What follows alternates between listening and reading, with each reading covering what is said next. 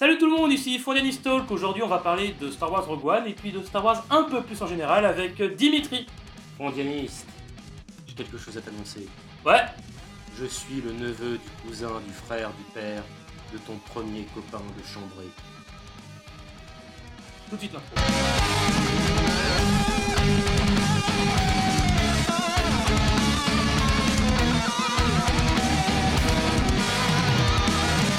De retour avec Dimitri. Alors, on va parler tout d'abord de Rogue One. Alors, la synopsis, on la connaît tous. Hein. Ça tient sur une ligne. Ouais, même pas, hein. Récupérer les plans de l'étoile noire. Voilà. Voilà, c'est pas compliqué. Bref, donc. Alors, déjà, toi, qu'est-ce que tu en as pensé avec le recul que tu en as aujourd'hui de ce film, ainsi que de l'impact qu'il va avoir peut-être sur tes connaissances de Star Wars, de tout ça. Vas-y, explique-nous un peu.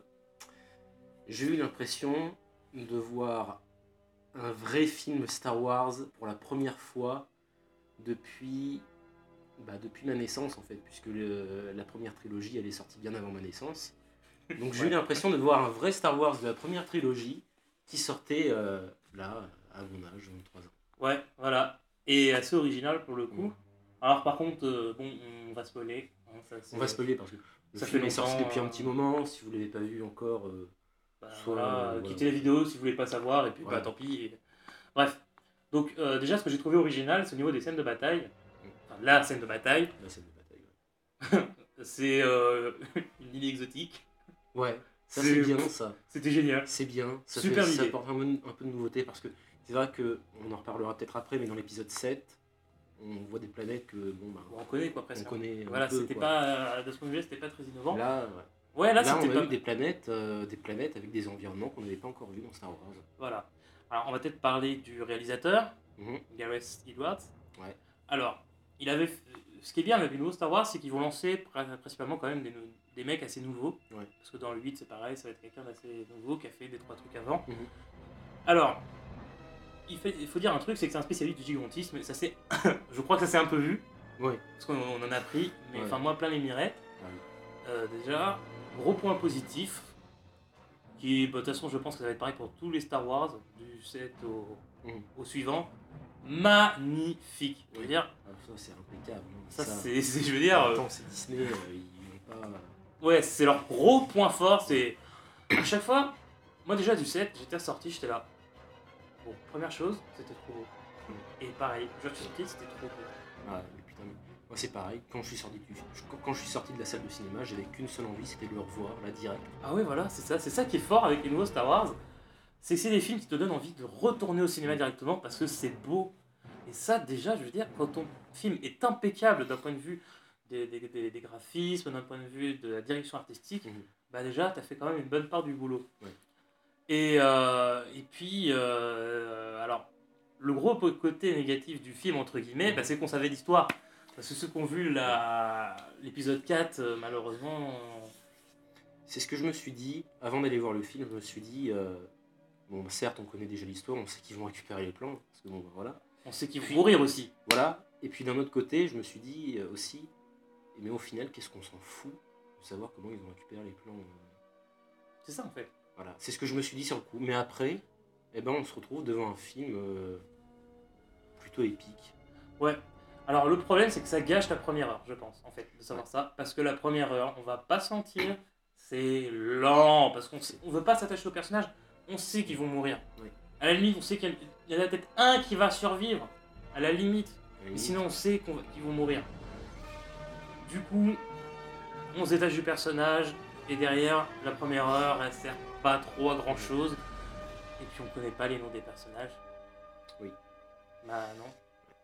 Le droïde, Non. je sais plus comment il s'appelle. Non, franchement, j'ai absolument pas retenu les noms. Puis c'est des noms Star Wars, c'est tellement compliqué. Ouais, voilà, et puis t'as pas envie de les retenir, quoi, parce que bon. En général, pour les personnages de Star Wars principaux, on leur donne des noms simples. Han Solo, Anakin, Leila, c'est des noms assez simples. Mais là, ils ont mis des vrais noms qu'on retrouve dans l'univers étendu de Star Wars. C'est compliqué à retenir, quoi. Et puis, ouais, t'as pas envie. Comme Et tu t'as dis. pas envie. T'as pas envie, parce que voilà. Un bon point, j'ai trouvé quand même dans la première heure du film, c'est qu'on nous introduit un personnage de l'Empire qui devient gentil. Et ça, j'ai l'impression que c'est une volonté chez Disney de nous donner un côté plus humain chez les méchants. Ouais, et puis surtout de casser ce monde manichéen de Star Wars. Ouais, voilà, c'est ça. C'est cassé parce que C'est ça. Kylo Ren, c'est à moitié un gentil, à moitié un méchant. Ouais. Han Solo, à la fin.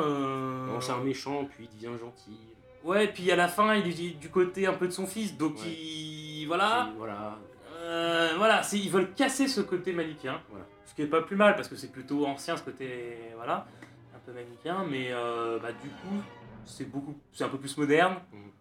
Ça rafraîchit le truc, Ouais, c'est voilà, toujours. franchement, c'est très très rafraîchissant. C'est vraiment. Bah oui, c'est aussi ça, hein, les nouveaux Star Wars. Un gros point fort, c'est rafraîchissant parce qu'on voit des choses nouvelles arriver.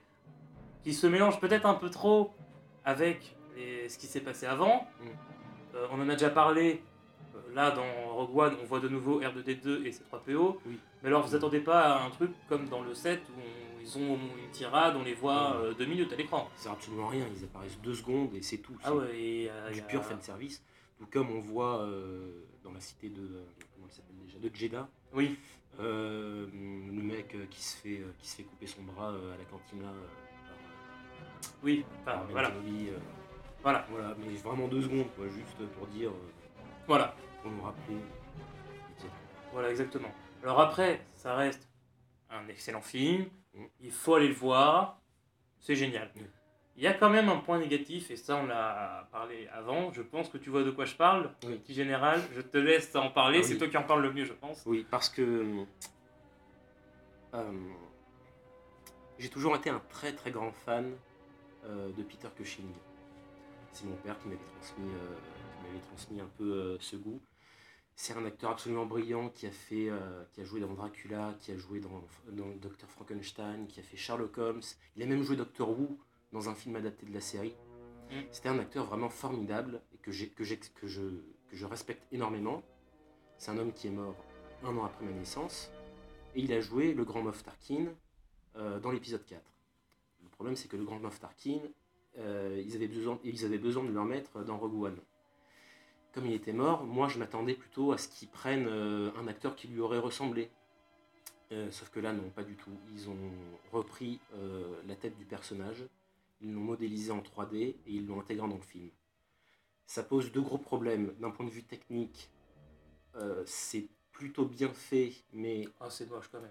Bah, ça se voit trop. En fait, ça se voit trop, c'est trop moche parce qu'il est au milieu d'acteurs, de vrais acteurs. Donc on voit tout de suite que... Ouais, on voit tout de suite ça un va pas. truc. Quand on voit par exemple un film comme Warcraft, qui le fait très bien, Oui, voilà. je veux dire, c'est dommage qu'il ait loupé à ce point. Voilà. Et c'était C'est pareil vraiment pour dommage. Leila aussi. Voilà. Leila, oui, bon, Leila c'est moins gênant parce qu'on la voit juste 2 secondes, c'est bon. Ouais, voilà. Mais là, de ce côté-là, ça m'a dérangé, mais ce qui m'a aussi dérangé, c'est que comme je respecte énormément cet acteur, ça m'a fait mal de voir qu'on utilisait son image alors qu'il est mort il y a... D'un point de vue 20 ans, éthique, quoi, en fait. Voilà. D'un point de vue éthique, moi ça me pose énormément de problèmes, ça pose une vraie question, c'est pas la première fois qu'on le fait, de réutiliser l'image d'un acteur qui est mort pour s'en servir à des fins commerciales. Ça me pose énormément de problèmes. Je comprends. Après, bon... Moi, je pense que le problème vient du fait que c'était vraiment trop voyant et du coup, ça nous rappelle trop le fait que l'acteur est mort. Oui, aussi. Et c'est ça le gros problème pour moi. Et pour moi, ça vient d'un problème vraiment technique parce que je suis désolé, il y a vraiment moyen de faire mieux, je pense. Ouais. En 2017 maintenant. Ouais. Ah oui, carrément. Il y a quand même moyen de faire mieux. Alors, ils ont dit que pour Leila, ils n'allaient pas le faire. Ils l'ont dit. Ils n'allaient pas la faire réapparaître, enfin revivre, ressusciter, je sais pas trop quoi, quel terme exactement utilisé, mais ils vont pas le faire apparemment. Soit ils vont la faire apparaître sous forme d'hologramme, c'est une sorte logique, soit pas du tout une autre actrice. Sûrement que Carrie Fisher a dit qu'elle voulait pas qu'on utilise son image plus tard. Voilà. Le problème de Peter Cushing, c'est qu'il est mort bien avant qu'on puisse avoir des techniques comme ça, donc il n'a pas pu dire avant sa mort utilisez pas mon image. Donc, voilà. Je pense que Carrie Fisher a dû dire Donc maintenant on va parler d'autre chose que de Rogue One, de Star Wars en général et de la suite. Ouais.